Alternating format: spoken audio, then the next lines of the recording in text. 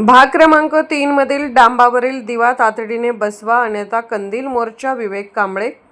तमदलगे येथील प्रभाग क्रमांक 3 मधील डांबावरील रस्त्याचा दिवा गेल्या काही दिवसांपासून वारंवार बंद चालू होत असल्याने परिसर अंधारात जात आहे।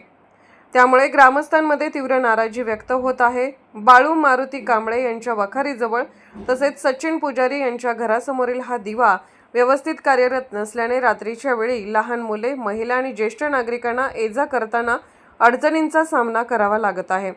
या पार्श्वभूमीवर ऑल इंडिया पॅथर सेना शिरोळ तालुका अध्यक्ष विवेक कांबळे यांनी ग्रामपंचायतीकडे तातडीने नवीन दिवा बसवण्याची मागणी केली आहे।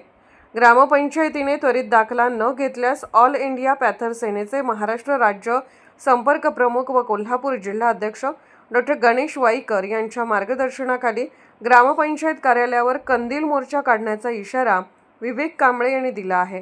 ग्रामपंचायत प्रशासन यावर किती लवकर कारवाई करते याकडे ग्रामस्थांचे लक्ष लागले आहे।